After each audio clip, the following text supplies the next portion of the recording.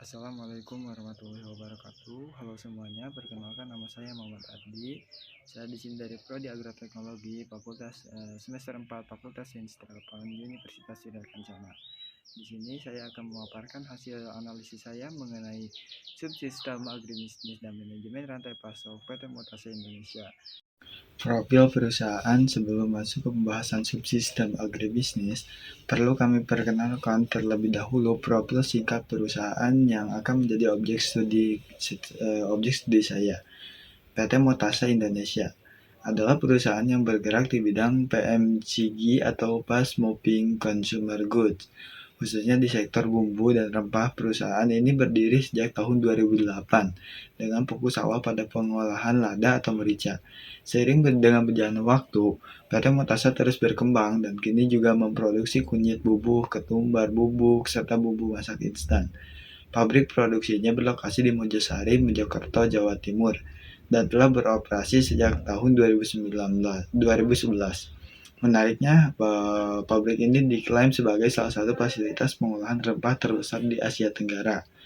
Dengan PT Mutasi memiliki visi, yaitu perusahaan yang sangat jelas dan ambisius, menjadi perusahaan pengolahan rempah terbesar di Indonesia sekaligus berdaya saing internasional. Untuk memastikan kepercayaan konsumen, PT Mutasa telah memperoleh 3 sertifikat bergengsi, ISO 22000 untuk keamanan pangan, sertifikasi halal dari MUI, dan ISO 14001 untuk pengolahan lingkungan hidup. Seluruh produk juga telah terdaftar resmi di BPOM RI. Dua merek unggulan mereka yang sudah sangat dikenal masyarakat antara lain adalah Ladaku untuk produk lada murni dan Desaku untuk bumbu racik instan. Yang pertama di sini subsistem input, yaitu saprotan. Memasuki pembahasan inti, kita mulai dari subsistem pertama, yaitu input dan penyediaan sarana produksi pertanian yang sering disingkat saprotan. Dalam konteks PT Mutasi Indonesia, subsistem ini mencakup 3 komponen utama yang saling menopang satu sama lain. Yang pertama adalah bahan baku. PT Mutasa tidak sembarangan dalam memilih bahan baku. Mereka menggunakan lada biji, kunyit, dan rempah-rempah pilihan yang memenuhi standar mutu ketat, bebas dari kontaminasi dan residu pestisida, serta memenuhi standar kadar air yang telah ditetapkan. Yang kedua adalah standar bibit dan sistem pasokan. Perusahaan menjalin kemitraan strategis jangka panjang dan petani rempah yang menjamin ketersediaan bibit unggul.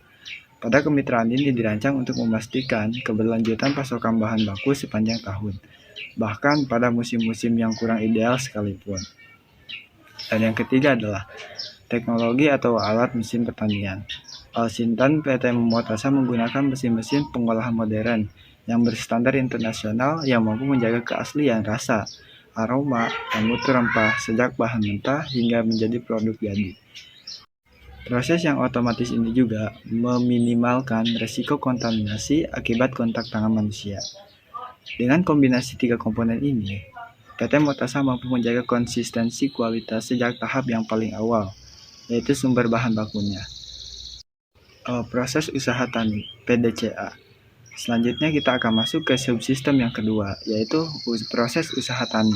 Di sini, PT Mutasa tidak menerapkan siklus manajemen yang dikenal dengan nama PDCA, singkatan dari Plan, Do, Check, dan Act.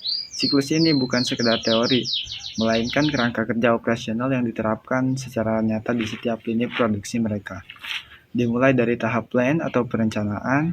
Di sini, manajemen menetapkan target produksi berdasarkan permintaan pasar aktual dan ketersediaan bahan baku musiman. Anggaran dan jadwal pengadaan dari petani mitra juga disusun secara detail pada tahap ini. Kemudian tahap do atau pelaksanaan. Pada tahap ini, proses pengadaan bahan baku dari petani dan pengepul yang telah memenuhi standar perusahaan dijalankan. Bahan yang masuk kemudian dicek secara awal sebelum didistribusikan ke lini produksi. Terakhir yaitu tahap X atau perbaikan berkelanjutan. Berdasarkan hasil evaluasi, standar kualitas ditingkatkan secara periodik melalui ISO 22000. SOP diperbarui dan inovasi produk baru seperti varian-varian baru Desaku terus dikembangkan. Siklus ini berputar terus-menerus, memastikan bahwa PT Mutasa selalu bergerak menuju peningkatan yang berkelanjutan. Agroindustri, pengolahan. Kini kita beralih ke subsistem yang ketiga yang menjadi inti dari bisnis PT Motase Indonesia, yaitu agroindustri atau pengolahan hilir. Disinilah bahan baku rempah mentah yang sudah melalui seleksi ketat diubah menjadi produk bernilai jual tinggi yang kita kenal sebagai ladaku atau desaku. Proses pengolahan di pabrik Mojosari berlangsung melalui 7 tahap yang berurutan, dimulai dari penerimaan bahan baku, sortasi, dan grading, pembersihan dan sanitasi, lalu penggilingan atau pengeringan. Untuk produk desaku, ada tahap pencampuran bumbu formula rahasia perusahaan.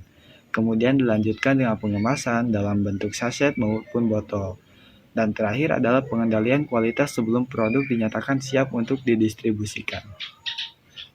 Ada 3 keunggulan utama dalam proses agroindustri PT Motasa yang perlu kita garis bawahi. Yang pertama adalah standar hygiene yang tinggi. Proses produksi yang otomatis meminimalkan kontak tangan manusia, sehingga produk tetap bersih dan aman sesuai standar GMP dan ISO 22000. Yang kedua yaitu teknologi pengemasan modern. Kemasan saset yang botol yang mereka gunakan untuk dirancang khusus untuk menjaga kesegaran dan aroma rempah alami hingga sampai ke tangan konsumen. Dan yang ketiga adalah inovasi produk. PT Motasa terus mengembangkan varian baru desaku seperti balado, kari, gulai, opor, lodeh, sambal goreng, yang dimana sebagai solusi memasak praktis bagi masyarakat modern yang dinamis. Lalu ada output dan pemasaran. Setelah produk jadi, kita masuk ke subsistem yang keempat, yaitu output dan pemasaran.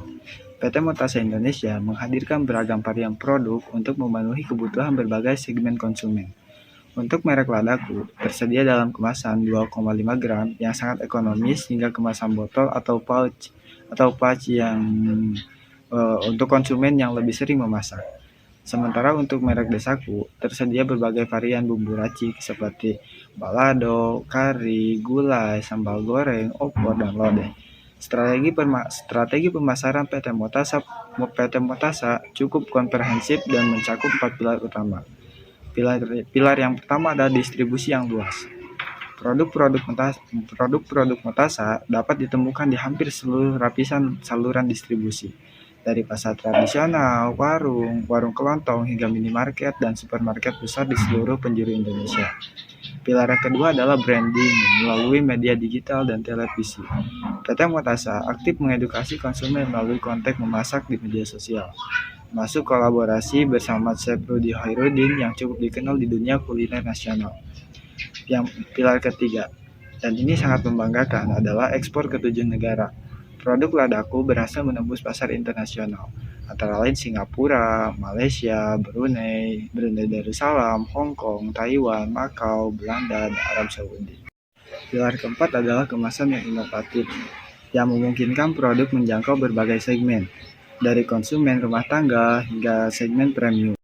Outcome dan dampak subsistem kelima, dan terakhir adalah outcome, yaitu dampak nyata dari seluruh rangkaian agribisnis PT Motase yang telah kita bahas tadi.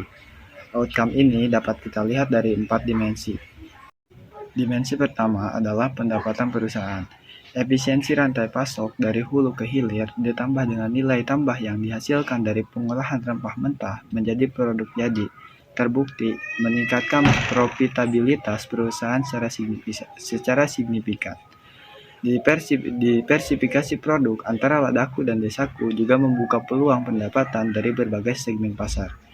Dimensi kedua adalah kontribusi terhadap negara sebagai perusahaan industri yang terdaftar di Kemenperin. PT Motase berkontribusi melalui pembayaran pajak industri.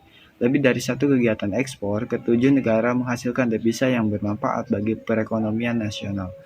Perusahaan ini juga turut mendukung program hilirisasi produk dan rempah yang menjadi prioritas pemerintah. Dimensi ketiga adalah penyerapan tenaga kerja. Kehadiran pabrik di Mojokerto menciptakan ribuan lapangan pekerjaan baik yang langsung di pabrik maupun tidak langsung melalui jaringan distribusi nasional yang luas. Dan dimensi keempat yang tidak kalah pentingnya adalah dampak sosial. Sistem kemitraan dengan petani dengan petani rempah memberikan kepastian pembelian hasil panen, yang pada akhirnya berkontribusi pada peningkatan kesejahteraan petani dan kestabilan ekonomi di daerah penghasil rempah. Inilah bukti bahwa agribisnis yang dikelola dengan baik tidak hanya menguntungkan satu pihak, melainkan memberi manfaat bagi seluruh ekosistem dari hulu hingga ke hilir. Rantai manajemen agribisnis. Setelah memahami kelima subsistem tadi secara individual, kini kita lihat bagaimana semuanya bekerja sama dalam satu rantai manajemen agribisnis yang terintegrasi. Rantai ini dapat dibagi menjadi 4 lapisan besar. Lapisan yang pertama adalah upstream atau hulu. Di sini penyedia sarana produksi seperti pupuk, benih, berinteraksi langsung dengan para petani rempah mitra PT Motasa, baik petani lada maupun petani kunyit. Mereka adalah titik awal dari seluruh rantai nilai ini. Lalu lapisan kedua adalah midstream atau pengolahan. Bahan baku dari petani dikumpulkan oleh pengepul atau koperasi, lalu disalurkan oleh PT Motasa Indonesia sebagai pabrik pengolah utama di Mojosari. Disinilah nilai tambah diciptakan. Rempah-rempah diolah menjadi ladaku atau desaku yang siap jual. Lalu ada lapisan ketiga, yaitu downstream atau hilir. Dari pabrik, produk jadi disalurkan melalui distributor utama ke berbagai saluran retail, mulai dari toko, pasar tradisional, minimarket, hingga supermarket. Produk dikirim ke konsumen domestik maupun pasar ekspor internasional. Lalu yang keempat adalah support system yang menyangga seluruh rantai ini dari bawah. Terdiri dari sektor perbankan yang menyediakan modal dan kredit, pemerintah yang mengatur regulasi dan standar melalui Kemenperin, sektor transportasi dan logistik yang memastikan distribusi berjalan lancar, serta lembaga sertifikasi seperti ISO, MUI, dan PPOM yang menjamin mutu produk. Keempat lapisan ini bekerja secara sinergis, dan inilah yang membuat PT Motasa mampu bertahan dan berkembang di industri rempah yang sangat kompetitif. Kesimpulan dan penutup. Hadirin yang kami hormati, sampailah kita pada bagian terakhir presentasi ini. Kesimpulannya adalah dari seluruh analisis yang telah saya paparkan, saya dapat menarik beberapa kesimpulan penting. Yang pertama yaitu PT Motasa Indonesia telah berhasil membangun dan mengintegrasikan kelima subsistem agribisnisnya, dari penyediaan input, proses, usaha tani, pengolahan, pemasaran, hingga menciptakan outcome secara efisien dan berkelanjutan. Kedua, penerapan siklus PDCA sebagai kerangka manajemen terbukti sebagai kunci keunggulan operasional PT Motasa dalam menjaga konsistensi mutu di setiap tahapan produksi. Lalu yang ketiga adalah sertifikasi ISO 22000 dan halal MUI bukan hanya simbol formalitas, melainkan bukti nyata komitmen PT Motasa terhadap kualitas yang menjadikan mereka sebagai pemimpin besar dalam industri rempah internasional dan regional. Keempat dan terakhir, model agribisnis PT Motasa terbukti memberikan dampak ekonomi yang nyata dan berlapis bagi perusahaan itu sendiri, bagi para petani mitra, bagi tenaga kerja lokal, bagi konsumen, dan bagi perekonomian negara melalui pajak dan devisa ekspor. Sebagai penutup, izinkanlah saya menyampaikan bahwa dari rempah bumi Indonesia, PT Motasa telah membuktikan bahwa pengolahan agribisnis yang terintegrasi dan berorientasi mutu mampu membawa produk lokal bersaing di panggung global. Demikian presentasi saya. Atas perhatian Bapak, Ibu, dan rekan-rekan sekalian, kami ucapkan terima kasih sebesar. Wassalamualaikum warahmatullahi wabarakatuh.